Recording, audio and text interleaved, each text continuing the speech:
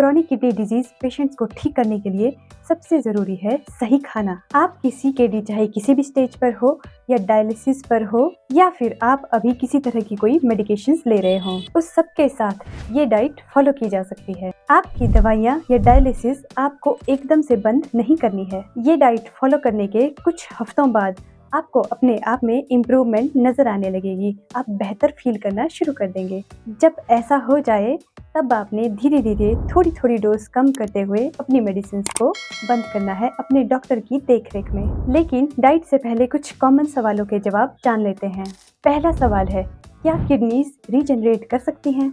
19 जून 2014 इजराइल के Stanford Institute for stem cell biology and regenerative medicine plus Sackler school of medicine ने kidneys के ऊपर एक रिसर्च की, जिसमें ये पाया गया कि किडनी के अलग अलग हिस्सों में स्पेशल स्टेम सेल पाए जाते हैं। जब किडनी खराब होती है, ये स्टेम सेल या तो उन खराब सेल्स की जगह ले लेते हैं या फिर इनकी जगह नए सेल बनाने में मदद करते हैं, और ये सेल काफी स्पेशलाइज्ड होते हैं, इसीलिए किडनी सेल्स को दोबारा बनाने की क्षमता रखते हैं। इस स्टडी में ये भी पाया गया कि हम एडल्ट्स की किडनी कॉन्स्टेंटली ग्रो करती रहती है, रिपेयर करती रहती है पूरी जिंदगी भर। ये तो एक इजराइल की स्टडी थी। अगर इस तरह की स्टडीज हमारे यहाँ भी कंडक्ट की जाएंगी तो हमें किडनीज की रीजनरेटिव पावर के बारे में और ज़्यादा अच्छे से समझने को मिलेगा।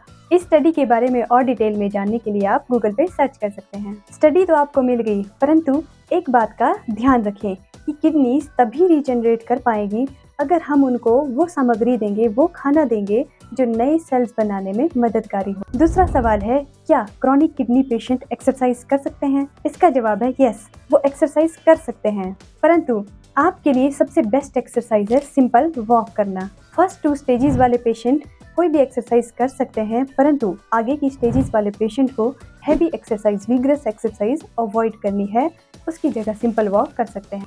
आपको वॉक करने के लिए बहुत ज़्यादा तेज नहीं चलना है, बल्कि आपको इस बात का ध्यान रखना है कि आप अगर चल सकते हैं तो कम से कम 50 से 60 मिनट जरूर चलें और नंगे पाँव चलें। कोशिश करें हरी घास के ऊपर या मिट्टी पर चलें। हैवी वर्कआउट क्यों नहीं करना है? वो इसलिए क्योंकि जब हैवी वर्कआउट करते हैं तो हमारी मसल्स यूज़ होती हैं। मसल्स के यूज़ होने से क्रिएटिनिन की फॉर्मेशन होती है, और यही वो क्रिएटिनिन है जो ब्लड में जाता है और उसके बाद किडनीज में जाता है। परंतु सीकेडी में किडनीज काम नहीं कर रही होती हैं अच्छे से, इसीलिए क्रिएटिनिन को ज़्यादा बढ़ा लेंगे तो दिक्कत करेंगे, इससे आपकी तकलीफ बढ़ सकती है। इसीलिए हल्की फुल्की एक्सरसाइज करें या प्राणायाम करें। तीसरा सवाल, पोटाशियम का क्या करें? किडनी डिजीज में अक्सर आपने सुना होगा कि पोटाशियम नहीं खाना है या बहुत कम खाना है, परंतु पोटाशियम तो हमारी हर फल सब्जी में होता है। आप क्या क्या खाना छोड़ेंगे? मैं आपको बता दूं, शुरुआती स्टेजेस में पोटाशियम के बारे में चिंता करने की ज़रूरत नहीं होती है, परंतु अगर कहीं आप एंड स्टेज वाले पेशेंट हैं या आपका कोई रिलेटिव पेशेंट है तो उनको पोटाशियम वाले फूड की तरफ ध्यान देना होगा, उनको कम करना होगा। चौथा सवाल, क्या प्रोटीन सप्लीमेंट लेने से किडनी डिजीज़ होती है? इसका जवाब बहुत सिंपल सा है। अगर आप ज़रूरत से ज़्यादा कुछ भी खाएंगे तो वो चीज़ आपको तकलीफ देने वाली होती है। आजकल प्रोटीन लेने का एक ट्रेंड सा हो गया है, जबकि आम आदमी को इसकी इतनी ज़्यादा ज़रूरत नहीं होती है, क्योंकि उसकी इतनी ज़रूरत खाने से ही पूरी हो जाती है। प्रोटीन सप्लीमेंट की ज़रूरत पड़ती है सिर्फ स्पोर्ट्स पर्सन को, एथलीट्स को, वो भी किसी पर्टिकुलर टाइम पीरियड पे, वो भी हमेशा प्रोटीन नहीं लेते हैं। और अगर आपको क्रॉनिक किडनी डिजीज़ है तो वाकई में प्रोटीन आपको नुकसान कर सकती है। पांचवा सवाल है, क्या किडनी पेशेंट को पानी पीना चाहिए? ये डिपेंड करता है इस बात पर कि आपकी किडनी डिजीज़ किस स्टेज की है और आपको यूरिन कितने अच्छे से आ रहा है। अगर यूरिन अच्छे से आ रहा है तो आप अपनी प्यास के अनुसार पानी पी सकते हैं, परंतु वहीं अगर जैसे एंड स्टेज में होता है, यूरिन खुल के नहीं आता है, तब आपको पानी कम करना ही होगा और आपको ये 1 लीटर से कम ही रखना है। ये तो हो गए कुछ कॉमन सवालों के जवाब, और अगर आपके पास भी कोई सवाल हो तो आप कमेंट कर सकते हैं। अब देखते हैं आखिर क्या खाने से किडनीज ठीक होंगी, ये रीजनरेट होंगी। डाइट में आपको ऐड करनी है 2 चीज़ें, एक काढ़ा और दूसरा मिलेट्स। अब आपको ये काढ़ा और मिलेट्स लेने किस तरह से और कब लेने हैं? जिन काढ़ों के बारे में मैं आपको बताने जा रही हूँ उनका जिक्र हमारे आयुर्वेद में काफ़ी पहले से है, और डॉक्टर खादर वली उन्होंने काफ़ी टाइम की रिसर्च करने के बाद ये काढ़े सजेस्ट किए हैं किडनी डिजीज़ वाले पेशेंट्स के लिए, और मैंने खुद भी काफ़ी ज़्यादा स्टडी करके और रिसर्च करके इनको आजमाया है, उसके बाद आपको बता रही हूँ। किडनी डिजीज़ पेशेंट्स के लिए 6 तरह के काढ़े बताए गए हैं, और ये काढ़ा आपको लेना है सुबह खाली पेट। तो चलिए इन पत्तों के नाम जान लेते हैं जिनके आपने काढ़े बनाने हैं। पहला है हार श्रृंगार या पारिजात जिसको आप कहते हैं। दूसरा धनिया पत्ते। तीसरा पत्थर चटा। चौथा केले का तना। पांचवा पुनर्नवा। छठा कंघी के पत्ते। इनको लेने का तरीका क्या रहेगा, आपको कोई भी पत्ते मिक्स नहीं करने हैं, एक टाइम पे एक ही पत्ते का काढ़ा बनाना है। आपको किसी एक पत्ते का काढ़ा 7 दिन तक पीना है, उसके बाद अगले 7 दिन दूसरे का पीना है, अगले 7 दिन तीसरे का पीना है। इसी तरह से आपको 7-7 दिन बाद इनको चेंज करते रहना है। जब 6 के 6 पूरे हो जाएं तो दोबारा पहले पत्ते का काढ़ा पीना है। इसी तरह से रोटेट करते हुए आपको इनको लेते रहना है। कितने महीनों तक लेना है ये डिपेंड करता है आपकी कंडीशन किस तरह की है, आप में इम्प्रूवमेंट कितनी आई है। ज़्यादातर लोग जिनकी बीमारी शुरुआती स्टेज में है उनको 3 महीने से ज़्यादा इसको लेने की ज़रूरत नहीं पड़ती है, परंतु जिनकी बीमारी लंबे टाइम की है उनको 1-2 साल तक भी ये काढ़े लेने पड़ सकते हैं और इनको आराम से लिया जा सकता है। बनाना किस तरह से है, आपको लगभग 200 ml पीने वाला पानी लेना है। अगर पत्ते छोटे छोटे हैं तो आपको कम से कम 1 मुठ या कम से कम 15-20 पत्ते तो होने चाहिए, और अगर पत्ते बड़े हैं तो कम से कम 4 पत्ते आपको लेने हैं और उस 200 ml पानी में इनको डाल देना है। कम से कम 5-10 मिनट के लिए अच्छे से इनको बॉईल करना है और इसमें कोई मीठा वगैरह डालने की ज़रूरत नहीं है। परंतु अगर आप नहीं पी सकते मीठे के बिना तो आप धागे वाली मिश्री, देसी खंड या पाम जैगरी इस्तेमाल कर सकते हैं। जब 5-10 मिनट ये अच्छे से बॉईल हो जाए तो उसके बाद आपको इसको छान कर ले लेना है और इसको गरम गरम ही पीना है, परंतु आराम से पीना है, एक एक घूंट करके पीना है। सुबह खाली पेट लेना है और इस काढ़े को लेने के अगले 30 मिनट तक आपको कुछ भी नहीं लेना है। अब आप में से कुछ लोग बोलेंगे कि ये पत्ते मिलेंगे कहाँ।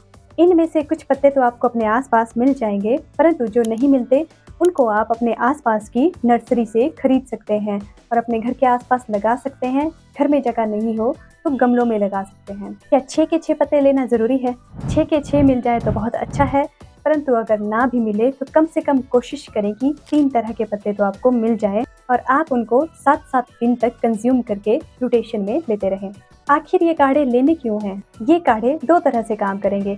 एक तो ये आपकी किडनीज को डिटॉक्स करेंगे और दूसरा इस तरह के पत्तों में जितनी भी न्यूट्रिशन पाई जाती है, खासकर वो वाले न्यूट्रिएंट्स जो पानी में घुल जाते हैं, वो पानी में घुलकर आपकी बॉडी में आसानी से चले जाएंगे, जिससे आपको कमजोरी नहीं होगी। काढ़े की कितनी क्वांटिटी लेनी है? कम से कम 100 ml। ये तो हो गए काढ़े। अब खाने में आपको क्या खाना है? खाने में आपको लेने हैं पॉजिटिव मिलेट्स, जिनके बारे में आप इस वीडियो में जान चुके हैं। तो मैं आपको बताती हूँ आपको कौन कौन से मिलेट कितने दिन तक लेने हैं। इसमें आपको लेने हैं लिटिल मिलेट 3 डेज तक, उसके बाद कोडो मिलेट भी 3 दिन तक, उसके बाद बार्नयार्ड मिलेट भी 3 दिन तक, फिर फॉक्सटेल मिलेट 1 दिन एंड उसके बाद ब्राउन टॉप मिलेट 1 दिन। ये मिलेट्स आपको इसी सीक्वेंस में रोटेशन में लेते रहना है और जब भी आप इनको शुरू करने जा रहे होंगे पहले 2.5 से 3 महीने आपने इनको अम्बली बनाकर जरूर कंज्यूम करना है। आपको रोज तीनों टाइम खाना खाने से पहले ये मिलेट अम्बली जरूर खानी है। अम्बली के अलावा आप इन मिलेट्स को चावल या रोटी की तरह पकाकर भी खा सकते हैं किसी सब्जी के साथ, परंतु उससे पहले आपको अम्बली ज़रूर खानी है। और अगर आप नहीं जानते कि मिलेट अम्बली क्या है और ये किस तरह से बनाई जाती है तो आप इस वीडियो से जान सकते हैं। क्या सफ़ेद चावल खा सकते हैं? बिल्कुल, सफ़ेद चावल खा सकते हैं, परंतु सफ़ेद चावल में इतनी ज़्यादा न्यूट्रिशन और इतना ज़्यादा फाइबर नहीं होता है।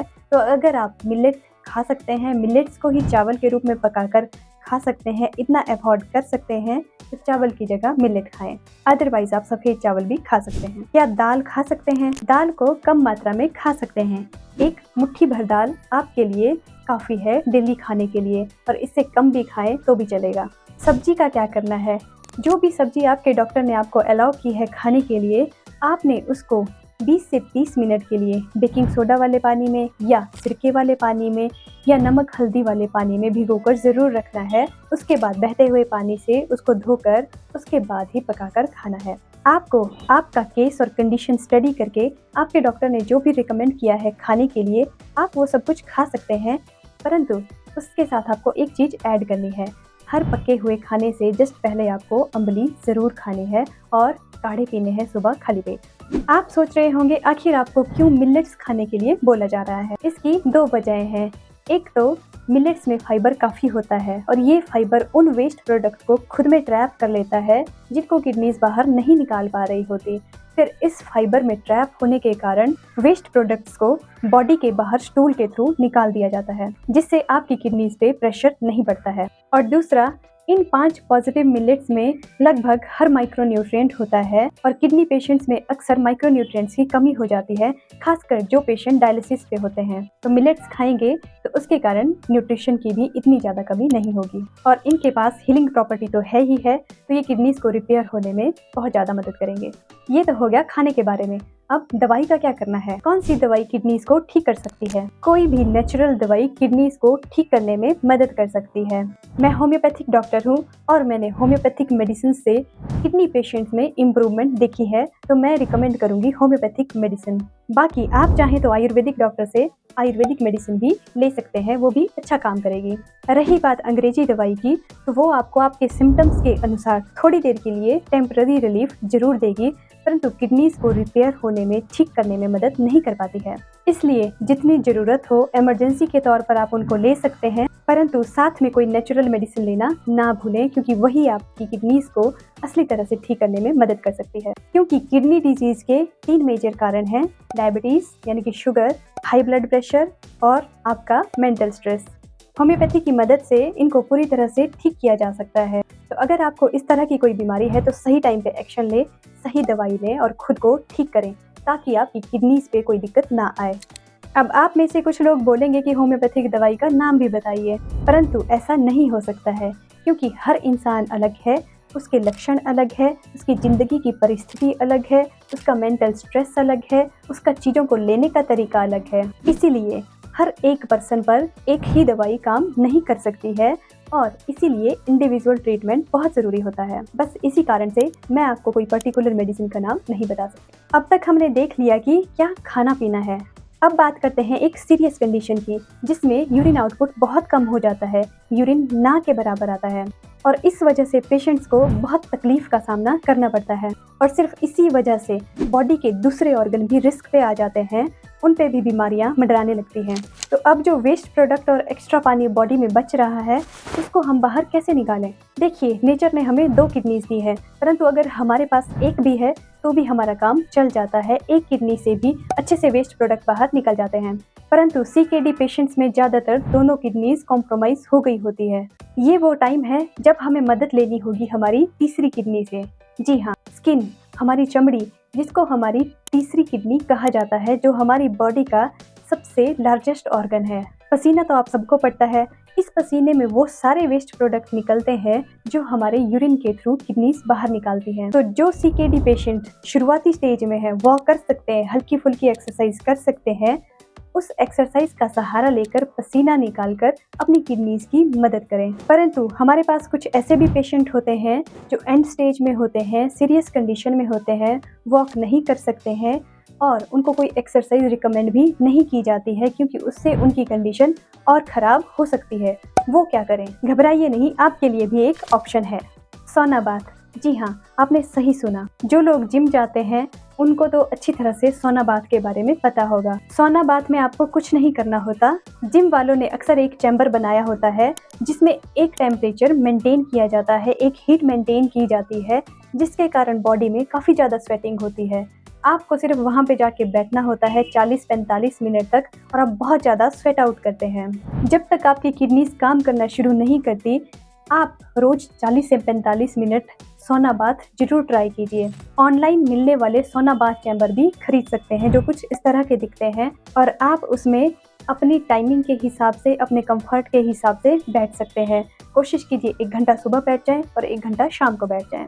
आप में से कुछ लोग ऐसे भी होंगे जो सोना बाथ चैम्बर अफोर्ड नहीं कर सकते, तो उनको क्या करना है, वो अपने घर में ही किसी बाथ टब में या कोई ड्रम का इस्तेमाल करके उसमें गर्म पानी डालें और इस गर्म पानी का टेम्परेचर कम से कम 40 डिग्री होना चाहिए और जितनी भी देर आपने इसमें बैठना है, कम से कम 45 मिनट तो जरूर बैठें।